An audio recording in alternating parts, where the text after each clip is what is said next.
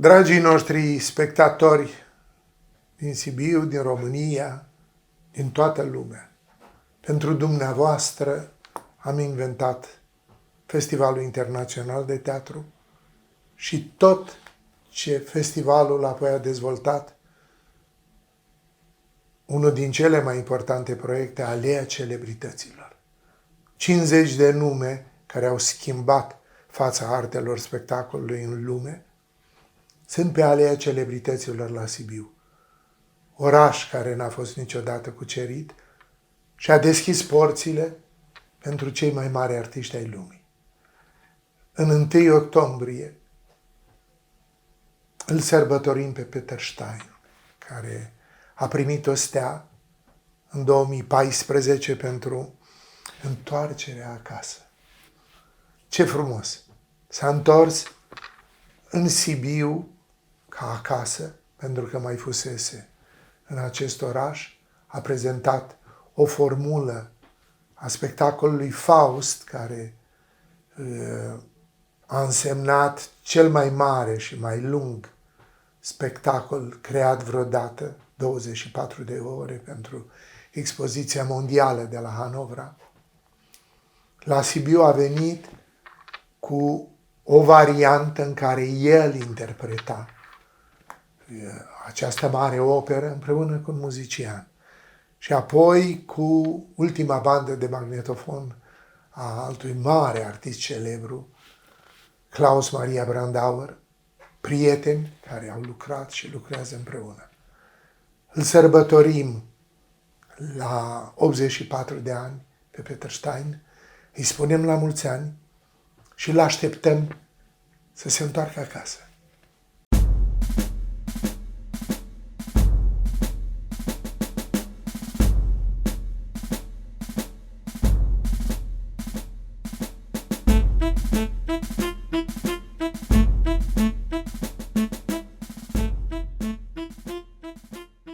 Mais comme on disait avant, au 19e siècle, avant un duel, entre nous deux maintenant.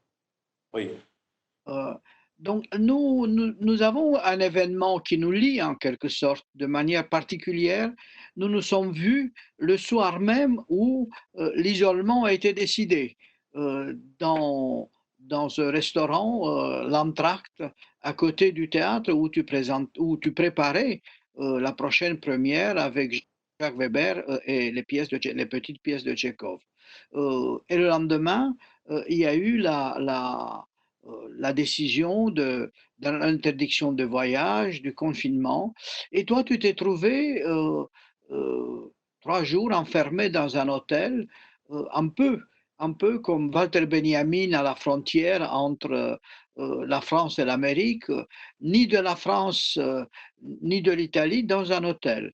Et la première question que je voudrais te poser, c'est quelle a été ta réaction de révolte, de dépression, de repli sur toi-même, parce que la situation est tout à fait particulière. En fait, je suis arrivé avec le travail, occupé pour beaucoup de mois, jusqu'à le premier filage en costume et avec perruque et toutes les choses avec la décoration. Et le lendemain, on a fini le travail.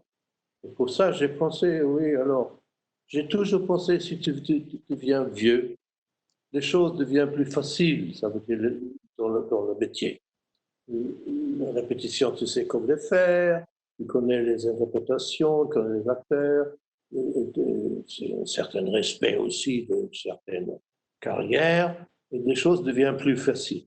Mais ce n'est pas le cas, ça devient toujours pire. Et je dois dire, c'est la première fois dans ma carrière de 55 ans de metteur en scène que j'ai travaillé totalement inutilement. Ça veut dire on a bloqué tout ça et on a jeté dans la poubelle le travail.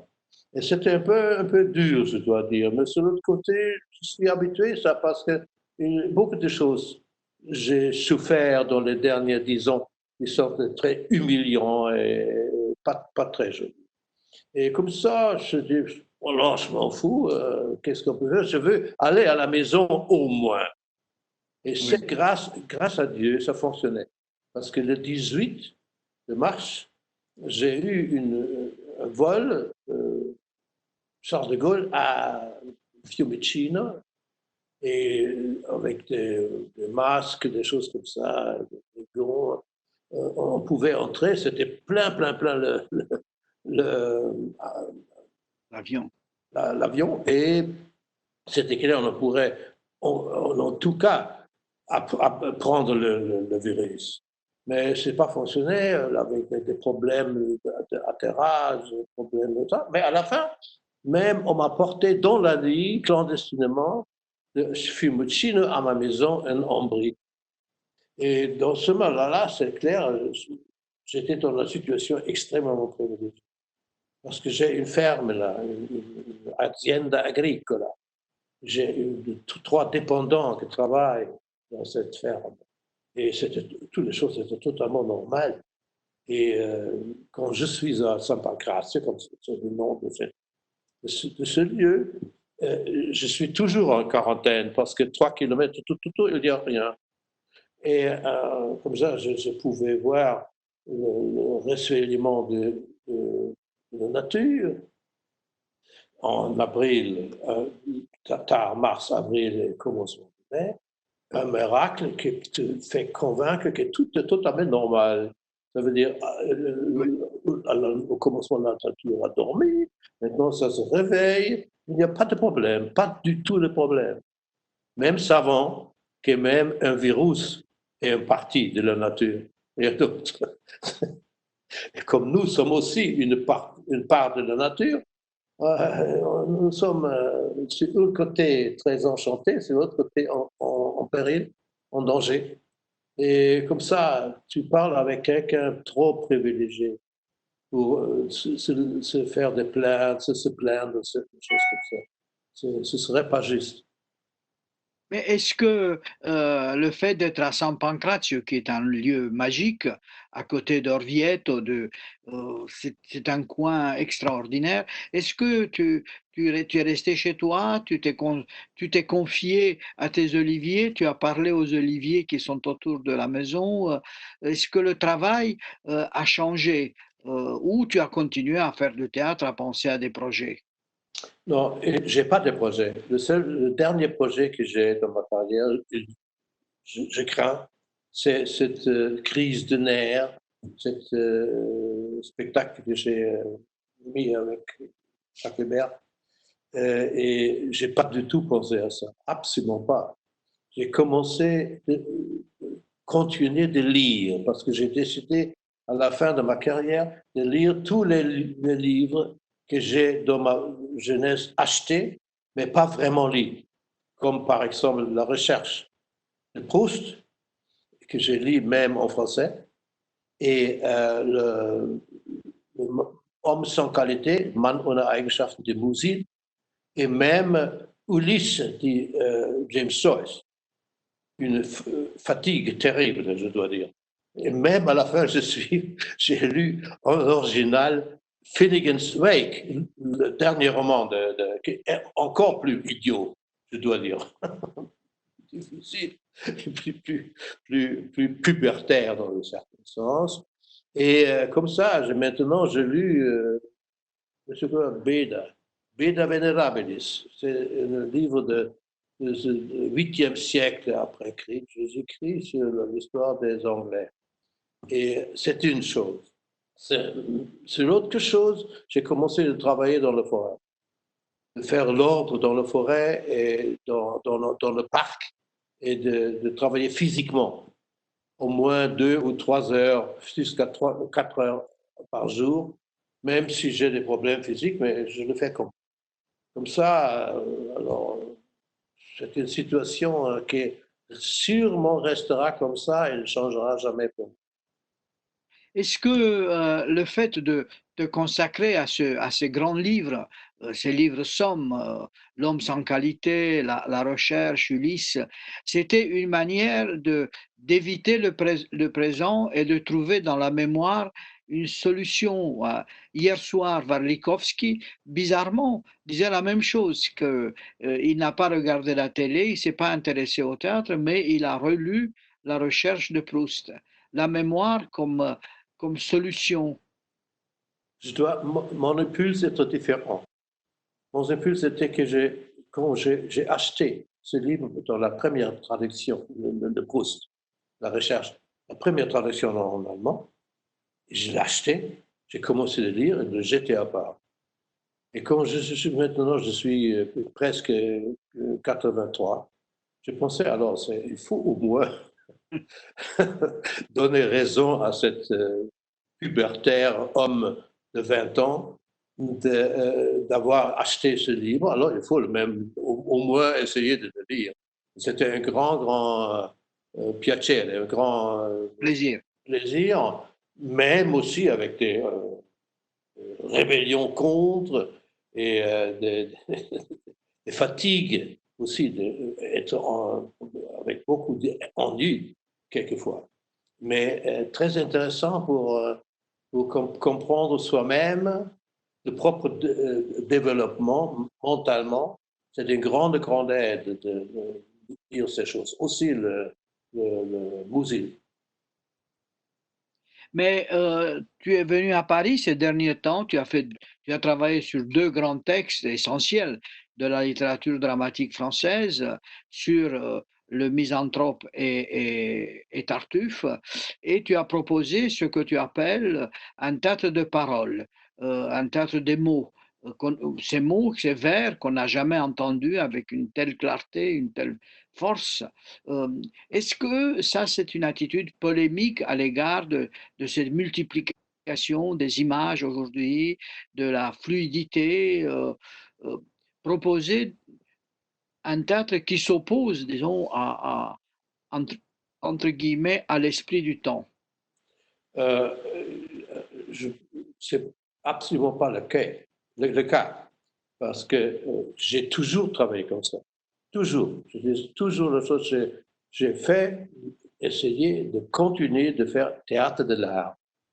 C'est la grande ligne de bataille maintenant parce que c'est en danger à cause du dernier développement dans le temps. Et j'ai essayé de prendre le texte qui est transmis comme la base de tout et de mettre en scène au maximum dans le sens de l'auteur, dans l'intention de l'auteur. S'il y a un auteur dans le passé, respectant clairement les formes d'appropriation de public contemporain de l'auteur, et aussi de faire une analyse philologique et précise, et après ça, transmettre ça aux acteurs et donner des impulses qu'ils font ça avec beaucoup de vie, avec des forces, avec le plaisir de réaliser cette analyse dans une forme théâtrale. Et c'est pas du tout nouveau. J'ai travaillé toujours comme ça. Tu peux voir tous mes spectacles. Beaucoup de ces spectacles sont pris avec la télévision, ils sont filmés.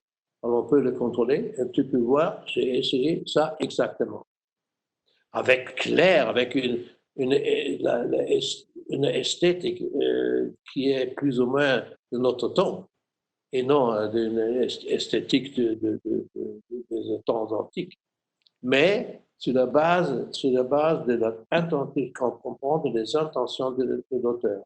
Et c'est maintenant pas le cas parce que maintenant c'est nécessaire d'ajouter, pas s'intéresser pour les intentions de l'auteur, mais d'ajouter des réflexions, des impulses, des visions, je n'aime pas ce mot, de vision personnelle de certains textes. Et très souvent, il s'agit seulement d'être incapable d'écrire proprement un texte pour aujourd'hui, pour le théâtre, ces metteurs en scène.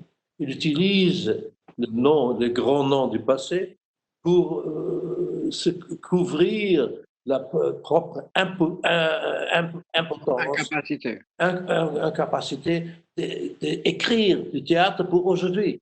Je suis pour le théâtre d'aujourd'hui, mais il faut l'écrire, il faut le faire, et pas utilisant des textes antiques il faut le présenter comme ça que la jeune génération sait au moins de quoi s'agit dans ce texte. Mais le spectacle qu'on va présenter dans le cadre du festival online de Sibiu, c'est Les Trois Sœurs. Les Trois Sœurs, moi, je l'ai vu à Berlin, mais ensuite, j'étais à Moscou, où ce spectacle a été un véritable triomphe, justement parce que c'était une sorte de vision rêvée, pas réelle, une vision imaginaire de Stanislavski. Les Russes s'imaginaient que Stanislavski était comme tu as mis en scène les trois sœurs. Et justement, cet équilibre extraordinaire entre l'ancien et le moderne, l'immédiateté, faisait le succès de ces trois sœurs. Et tu dis que tu veux donner le sentiment que c'est la première fois. Les Russes m'ont dit ça. Nous avons l'impression de voir pour la première fois les trois sœurs. C'est un résultat d'une longue recherche qu'on a fait. Tous nos ensembles de l'ensemble de la chambre. On a fait au commencement dans 1974 une pièce tchécovisante de Gorky qui s'appelle Les Estivants pour s'approcher pas à pas à la russicité, à Stanislavski, à ces auteurs russes. Et dans 6 ans plus tard, 7 ans plus tard, on a réalisé vraiment notre premier spectacle. Et tu sais, on a laissé venir. Aujourd'hui, c'est très facile. Mais une fois, c'était très compliqué. Parce que c'était en Berlin-Ouest et il y a difficile d'avoir des contacts avec la Russie. Alors, de laisser venir tous les films qui existent en russe, dans la langue russe, de Tchekhov, sur les nouvelles, sur les racontes, les pièces, etc. On a étudié ensemble. C'était nécessaire d'énormes bobines de films, pas un petit DVD, quelque chose comme ça, mais il faut nécessaire d'affitare, de loyer un cinéma pour le faire voir. Et c'était très difficile si on voulait revoir quelque chose, parce qu'on va étudier précisément comme cet acteur russe a développé ce mot, cette facework, cette joue de la visage. C'est très difficile de revenir et de laisser voir encore une fois. Mais on l'a fait comme ça. C'était une étude profonde sur la actorialité russe qu'on a fait. Et on a essayé d'éviter les côtés négatifs de la récitation russe qu'il a condamné très sévèrement Tchekhov lui-même, et de maintenir les qualités extrêmes de la récitation actoriale russe. En même temps, pour les trois sœurs, moi, quand je l'ai vu à Berlin, on a été tous, et moi j'étais aussi, je ne connaissais pas très très bien, choqués par l'importance de l'espace. C'est un espace très vaste où la pièce intime de Tchekhov résonnait parfaitement. Et la question que je veux te poser, c'est comment tu établis une relation entre, pas forcément chercher d'autres lieux dans la ville, mais comment tu penses, tu recrées l'espace indispensable à une œuvre. Pour l'Oresti, vous avez fait des recherches très très prolongées, mais c'était presque l'espace et la matrice du texte. Pour moi, absolument ça. Alors, si on analyse le texte de Tchekhov, les didascalies, la description de la scénographie, etc., il y a par exemple beaucoup de phénomènes qui sont extraordinairement intéressants. La première chose de la spatialité de premier acte, deuxième acte, est que ce sont deux théâtres, deux espaces, un en fond et un derrière. Et c'était la première proposition, pas de moi, mais de l'auteur. Alors je voulais avoir exactement la même situation. Pour éviter le problème que les choses en front, couvert les choses qui se passent dans le théâtre derrière, je les mets légèrement comme ça. On a eu un plateau un peu plus à gauche et l'autre plus à droite. Et un peu comme la prochaine chose est que lui a choisi, comme dans le troisième acte, un lieu très, très, très petit. Comme ça, on a réduit totalement, parce que c'est dans une petite chambre, deux personnes sont dedans qui sont les propriétaires de la maison, mais ils sont forcés de se ranger dans des petits, tout petits. Et après ça, c'était l'ouverture totale dans le jardin, dans le parc, dans une vue jusqu'à longtemps. Ce sont toutes des indications de Tchekhov, pas moi, c'est lui. Il faut les auteurs comprendre comme idée de spatialité, comme beaucoup de choses que lui a inventées aussi, par exemple l'introduction de la musique, du son dans le théâtre la première fois. Et qu'existait ça, que le son fait une grande chose, le bruit de grenouilles, les oiseaux, le vent, je ne sais pas quoi, que même Stanislavski a exagéré parce que vous savez très bien, une fois il a dit, la première fois j'ai écrit une pièce où on dit maintenant c'est automne, il n'y a pas de grenouilles, il n'y a pas des oiseaux, il y a totalement silence. Et vous savez, c'est nécessaire de découvrir le théâtre dans le texte. Parce que des auteurs qui sont vraiment auteurs pour le théâtre, ils faire la description de tout. On peut tout trouver là-dedans. Et ça, c'est important, non, je crois. Et le travail sur l'espace, est-ce que tu l'as fait autrement pour l'Orestie, qui est quand même un spectacle principalement conçu pour à l'intérieur, et ensuite tu as monté Médée en plein air en Sicile. C'est-à-dire comment tu as travaillé sur la tragédie grecque à l'intérieur et à l'extérieur. Alors, j'ai essayé de créer une situation un peu similaire, comme dans la situation originale de la présentation de ces pièces qui sont le témoin de l'invention du théâtre. Ça veut dire qu'il y avait la situation que nous sentons, il y a un lieu pour le cœur, et on a une skéné, vous dire, ça veut dire un plateau, et il y a le public. Comme ça, j'ai éliminé tous les sièges dans le théâtre. J'ai fixé un lieu dans le public était tout autour pour le chœur, avec le table, et en distance, le plateau avec le mur noir qui devient plus blanc, et c'est les Ménines pour la dernière pièce. Et où j'ai eu la possibilité de présenter le même spectacle à l'extérieur, il n'y a pas de problème, parce que j'ai déjà établi la situation, que j'ai après ça démontré à Venezuela, à Caracas, un théâtre pour la musique avec des gradins de ciment et une calotte pour l'orchestre. Et après ça, dans Ostia Antica, qui est un théâtre romain. Et à la fin, j'ai fait construire un théâtre grec à Athènes, dans une carrière ici d'Athènes.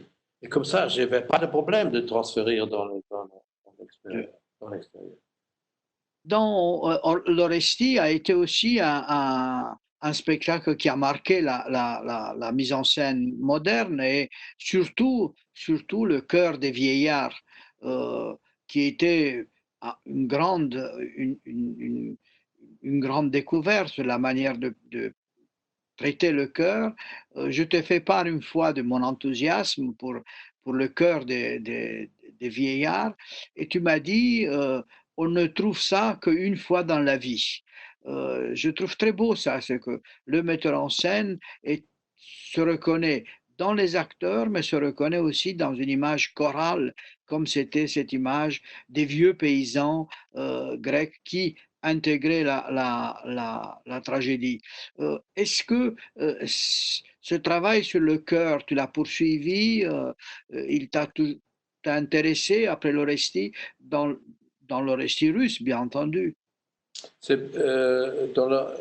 Avec les Russes, j'ai eu la chance de refaire le même travail, et spécialement avec les femmes dans la deuxième pièce, dans les coiffeurs.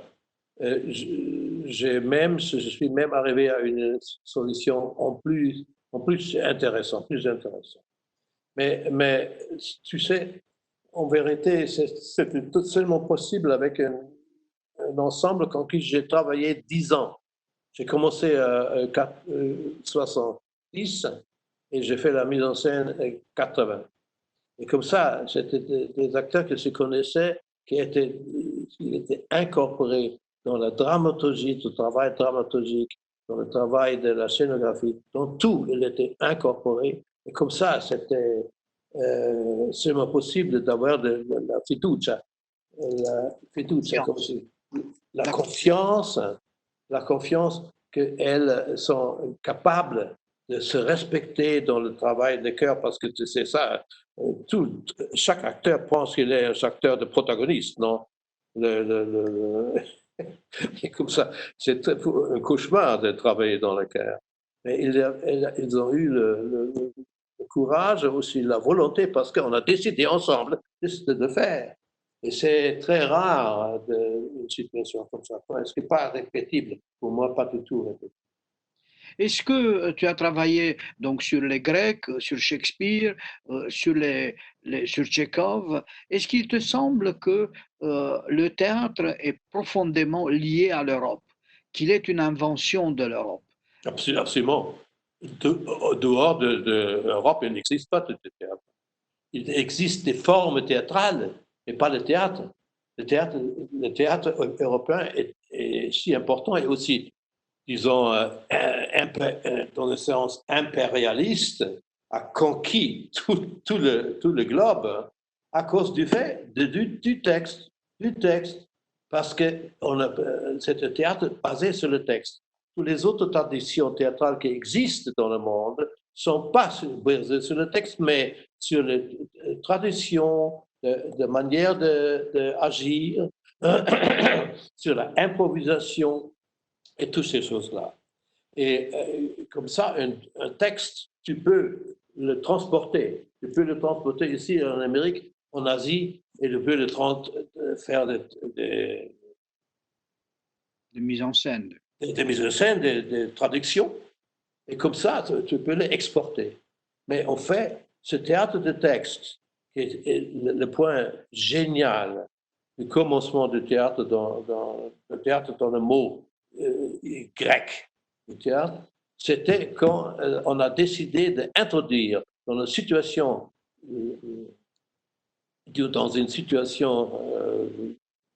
rite et des chants populaires, De fait. des fêtes populaires, etc., introduire un intellect individuel, comme l'auteur, qui fixe ça et il a dit, après ça, tu dois dire exactement ce que c'est écrit dans le texte. C'était le point où le théâtre commençait. Et c'était toujours du côté, sur un côté le texte, sur l'autre côté la vitalité d'une fête, d'une action populaire, et individuelle aussi, le vouloir de se présenter et de se bouger, de se présenter, etc. Ce sont les deux éléments. Et seulement ça existe dans le théâtre européen. Moi, à cause ou grâce au virus, je suis resté à la maison et j'ai vu des spectacles de toi que je connaissais pas, que j'ai découvert. Et un des spectacles, c'est La Mère de Gorky dans l'adaptation de Brecht. Quand je suis arrivé en France, Bernard Dort venait de le voir à la Schaubühne et il m'a parlé dans les termes enthousiastes. Et j'ai vu ce spectacle qui m'a semblé un peu un spectacle différent par rapport à ce que tu avais fait. C'est un spectacle tellement austère, tellement grave, et fondé aussi sur ce qui, à mon avis, était tout à fait nouveau, sur le rapport entre le jeu et la lecture. On jouait et on lisait le roman. Et à un moment donné, j'ai pensé à un texte de Aragon qui s'appelle Théâtre roman, et je me suis dit, voilà, Peter a trouvé dans La Mer, a mis en scène le théâtre et le roman en même temps. Si je voulais documenter avec l'introduction des moments où les acteurs lisent des textes, le fait que c'était une adaptation. Ce n'était pas Brecht original. C'était pour moi très important. Et aussi démontrer qui sont les choses de Gorky et qui sont les choses de Brecht. Et puis, en plus, on a fait toute la musique originale. On a essayé, comme j'essaie toujours, de quasiment refaire la première mondiale de cette pièce-là, comme elle était dans les années 30, quand on a présentée. Et de s'intéresser pour ça, et de le reproduire, pas copier, mais comprendre le sens et l'idée théâtrale qu'avait l'auteur et le transmettre dans un certain sens. C'est clair, avec des simplifications, aussi on a ajouté des énormes, comme tu as vu, énormes placades, des peintures dans les murs. Et en plus, on avait une témoin du théâtre de Brecht, comme Thérèse Giese, qui était une collaboratrice de Brecht, qui était la première mère Mutter Courage, mère Courage, en Zurich. Et comme ça, elle a joué la mère, comme ça, on avait vraiment une authenticité de cette pièce dans ce moment-là, nous le faisons beaucoup des années plus tard. C'est exactement ça que m'intéresse. Moi, je trouvais ça, mais je trouvais aussi que c'était une des plus extraordinaires manifestations de la gravité du théâtre. C'était pas militant, c'était pas un spectacle, moi je l'ai pas perçu au moins aujourd'hui comme un spectacle politique, mais c'était un spectacle sur le fait d'être ensemble, tous en noir, et écouter ce texte qui est au fond un roman de formation, dans le sens de Goethe, c'est-à-dire que la protagoniste est formée. Et je trouvais dans ce spectacle l'économie des moyens euh, parfaitement adaptée à cette vocation pédagogique qui a été tellement galvaudée, tellement... Il y a eu une inflation à partir de Gorky. Mais La Mer, chez toi, c'était vraiment une expérience humaine.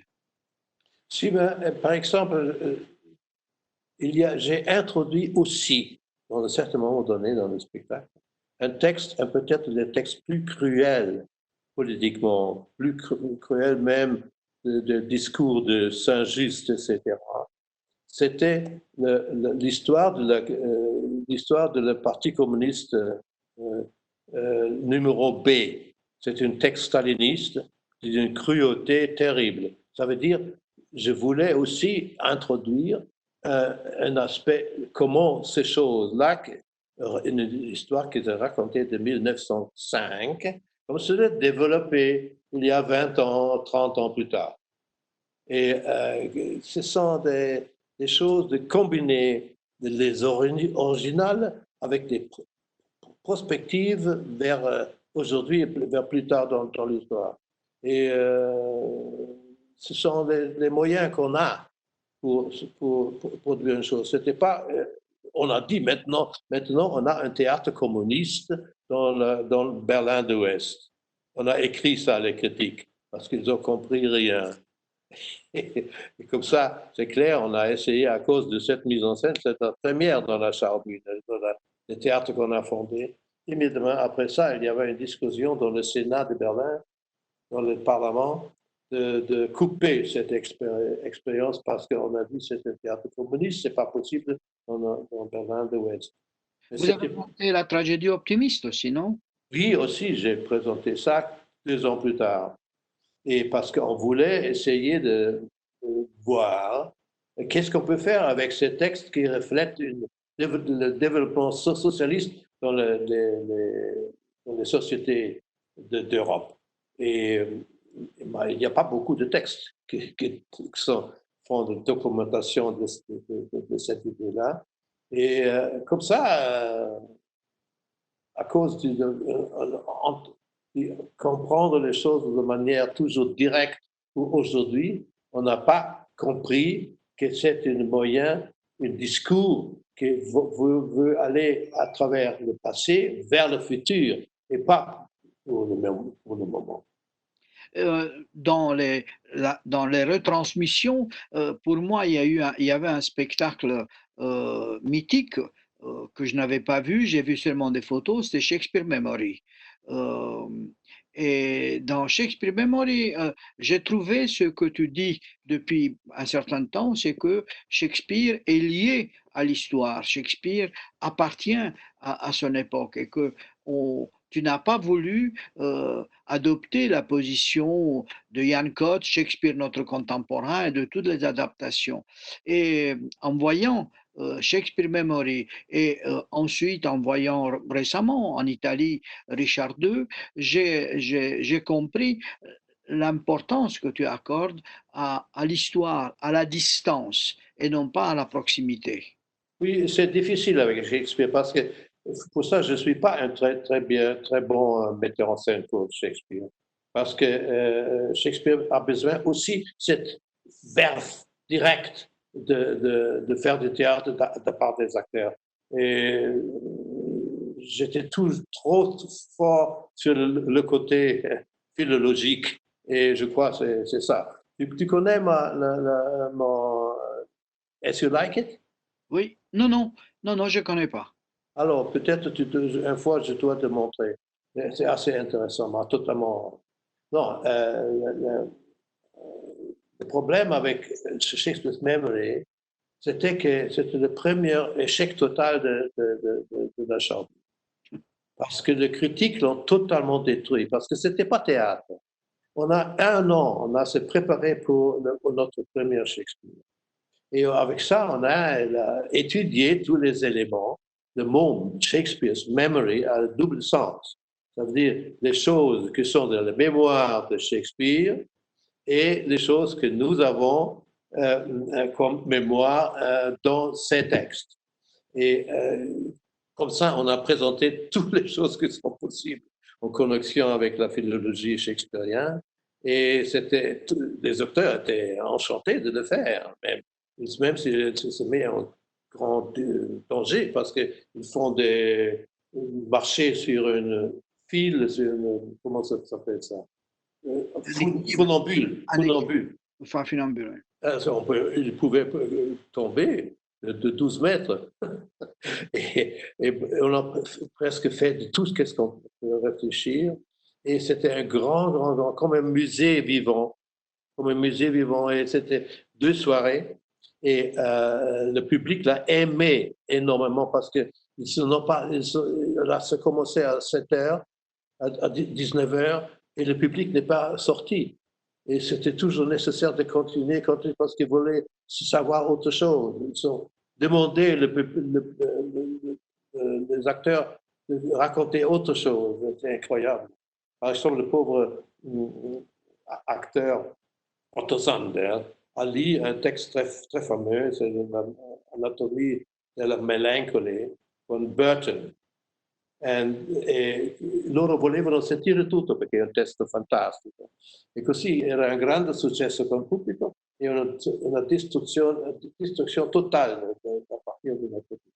Aussi, après ça, on a fait la mise en scène de As You Like It et c'était aussi totalement détruit de notre côté.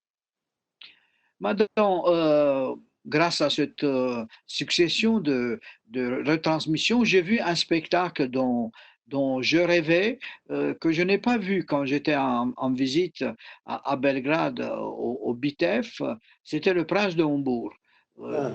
Donc, Le Prince de Hambourg, et ce spectacle, pour moi, ça a été vraiment une révélation, parce que Le Prince de Hambourg, je l'ai vu dans d'autres mises en scène, mais ici, c'était d'une légèreté, d'une réserve, comme si tu avais fait du théâtre retenu, comme tu faisais du pré-Gruber, euh, un théâtre extraordinairement calme, extraordinairement visuel, et c'était en même temps une réflexion sur la politique, sur le rapport entre le héros et la politique. Et la question que je voulais te poser, c'est des années plus tard, tu as travaillé sur Wallenstein. Euh, Est-ce qu'il y a un rapport pour toi entre ces deux pièces écrites presque à la même époque et qui posent aussi cette question entre la question du rapport entre le héros et l'histoire? C'est clair, mais ce sont deux choses totalement différentes. Oui, tout à fait. La base de Wallenstein, cette énorme trilogie, une base est très simple. Ça veut dire, si tu fais quelque chose, c'est plus ou moins la demande de la tragédie. Tu fais quelque chose, et dans ce moment-là, tu crées des réalités que tu ne peux pas éviter. Et ça veut dire, le problème est comment on arrive à l'action. L'action arrive parce qu'il faut, avant d'agir, il faut se décider. Et le problème de la décision est la chose principale problématique. Ça veut dire, si avant de décider, c'est libre.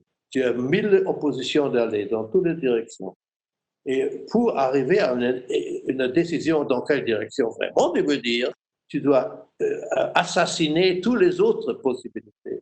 Et fixer seulement sur une seule, et c'est une action cruelle, violente, et ce sera puni par les dieux. Et c'est exactement ça. Wallenstein dit, j'ai créé avec mes faits, les choses que j'ai fait, j'ai créé un mur derrière moi, comme ça je ne peux plus retourner. Et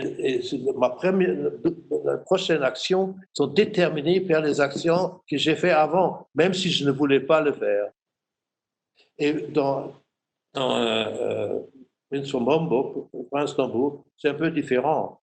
Là, c'est la chose de l'obéissance, une de l'autorité.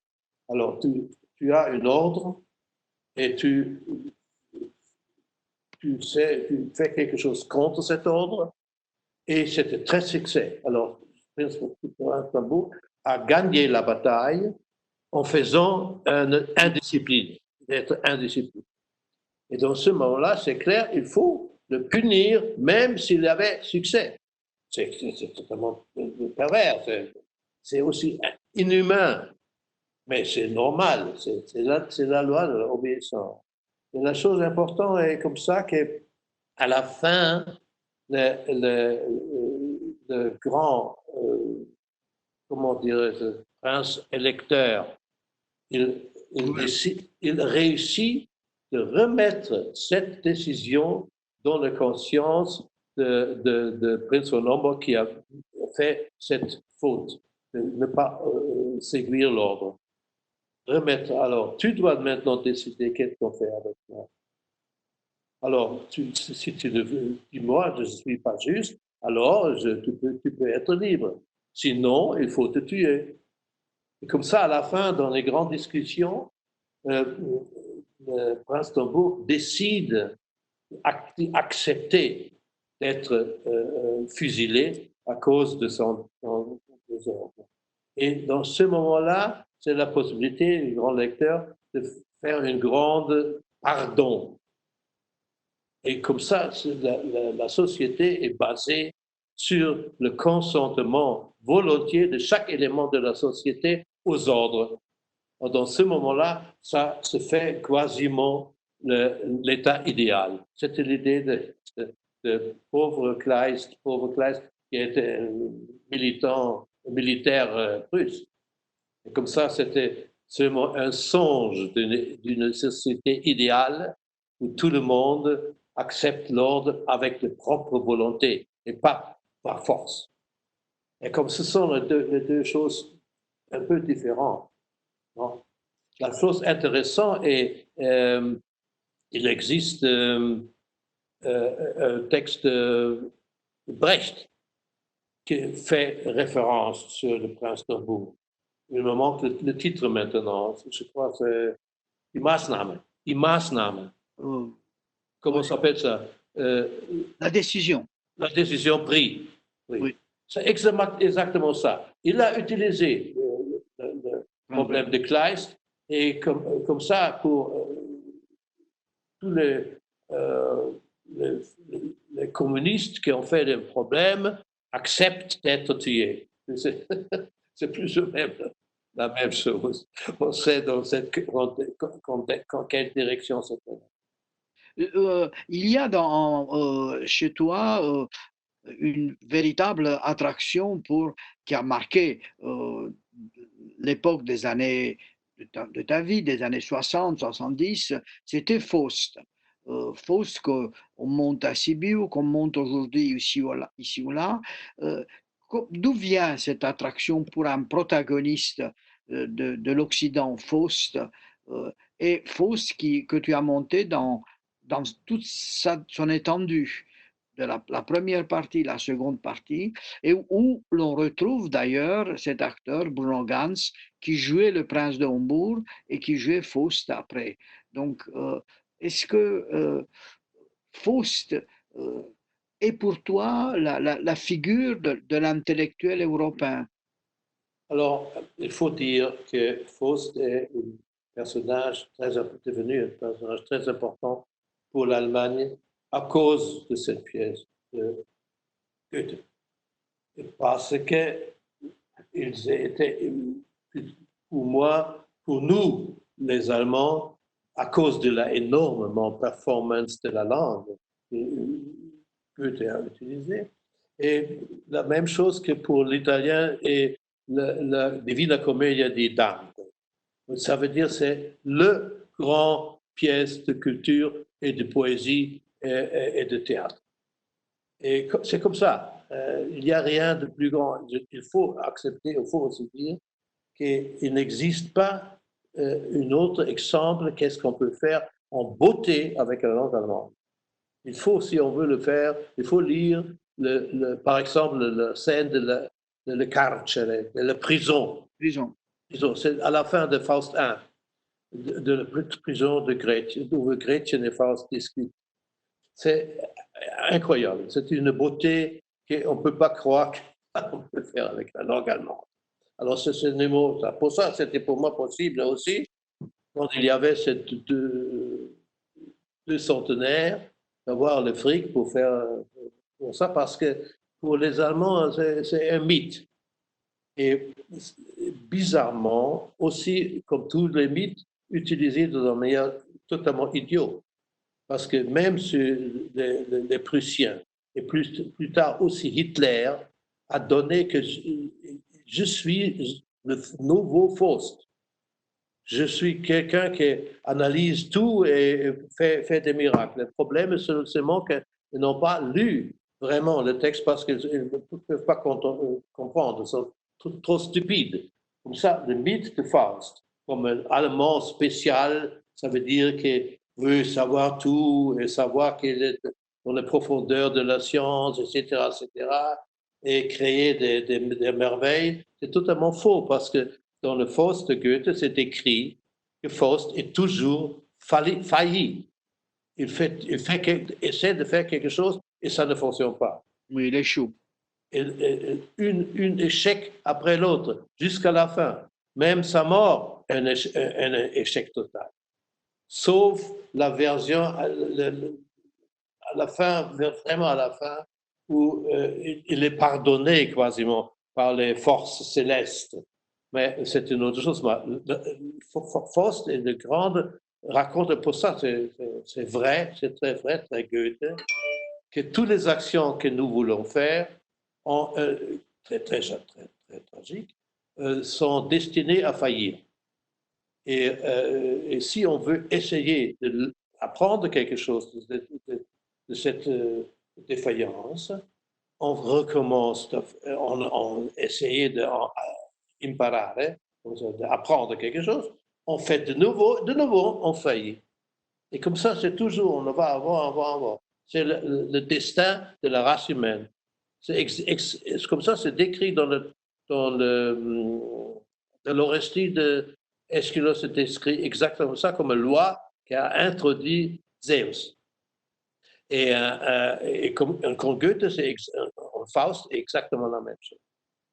Et comme ça, à cause du fait que le deuxième Faust, qui est le double longueur de la première Faust, est si compliqué et joue avec des idées, des réflexions, avec des images, avec des connaissances de l'histoire, connaissances de l'art que le vieux Goethe avait avant, évidemment avant sa mort.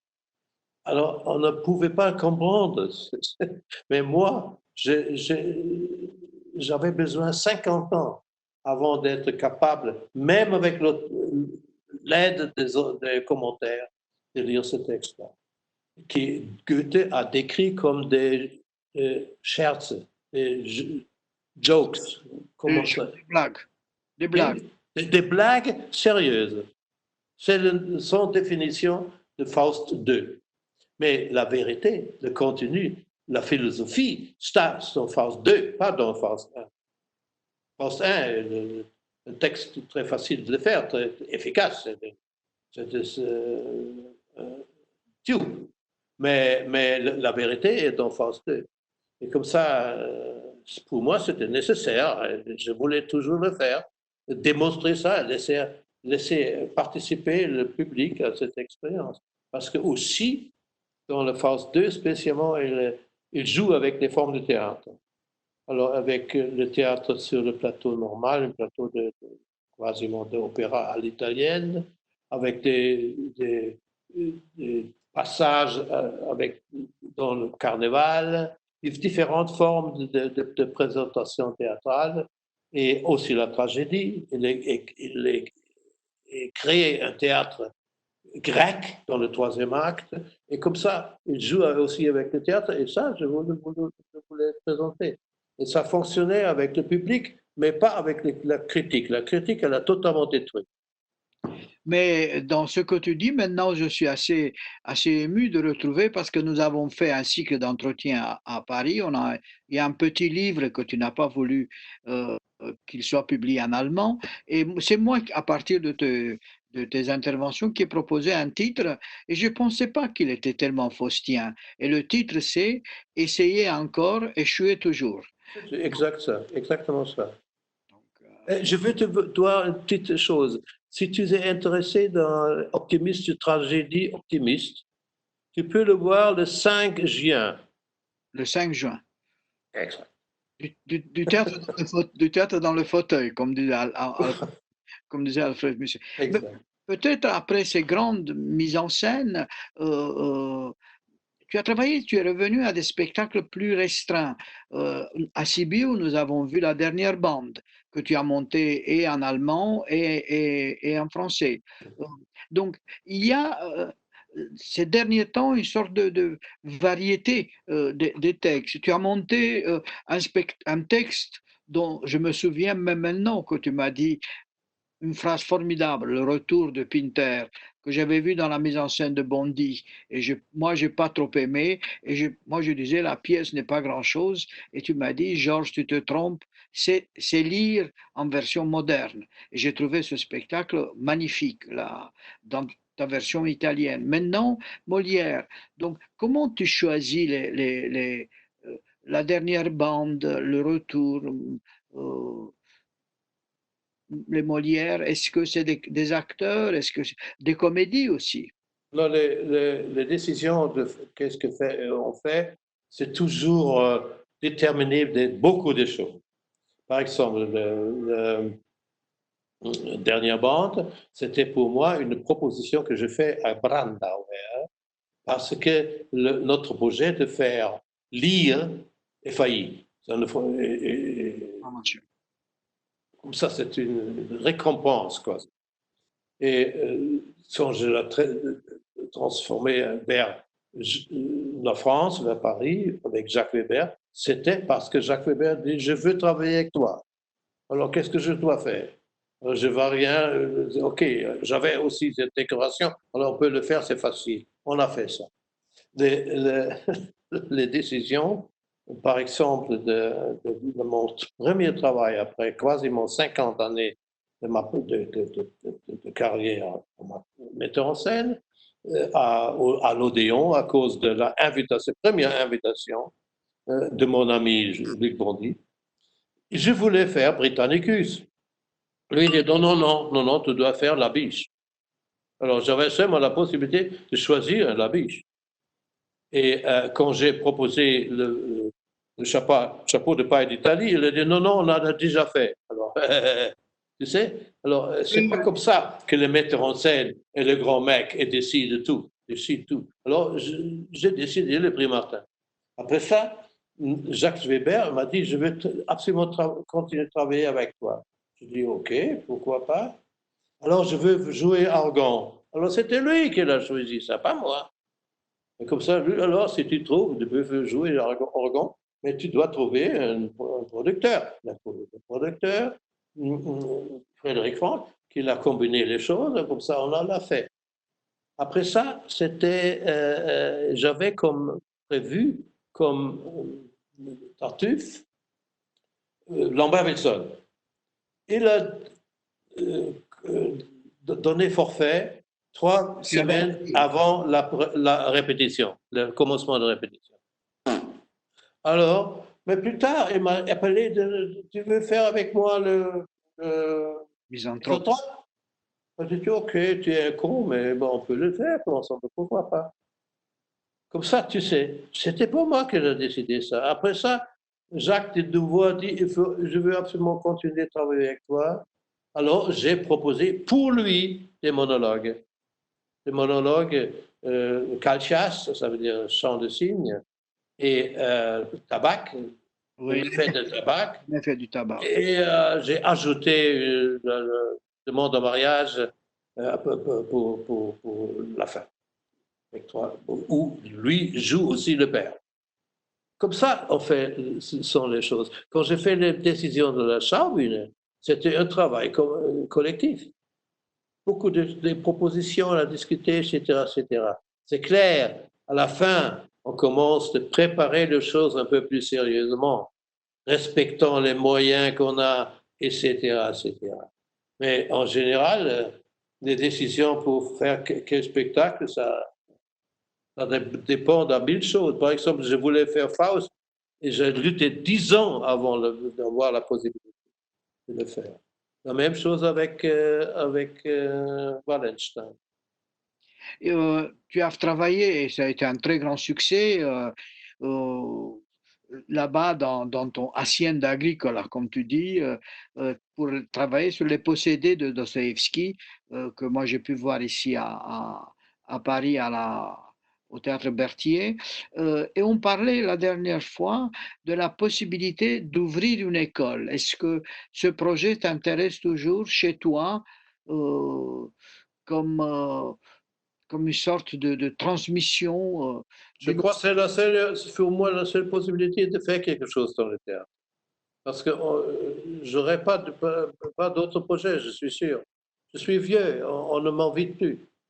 Et comme ça, c'est la seule possibilité. Comme toujours, le metteur en scène failli fait l'école. C'est comme ça. L'acteur médiocre fait le maître dans l'école pour les acteurs. Et j'ai des moyens incroyables. J'ai une grande salle de répétition, 30 mètres sur 16 mètres, 8 mètres hauteur, merveilleux, on peut travailler parfaitement, où j'ai fait les démons. Oui, les démons. Oui. Les démons de Dostoïevski. Et j'ai la possibilité de donner quasi comme un hôtel pour 40, jusqu'à 50 personnes. Je peux les donner des lits et je donne à manger.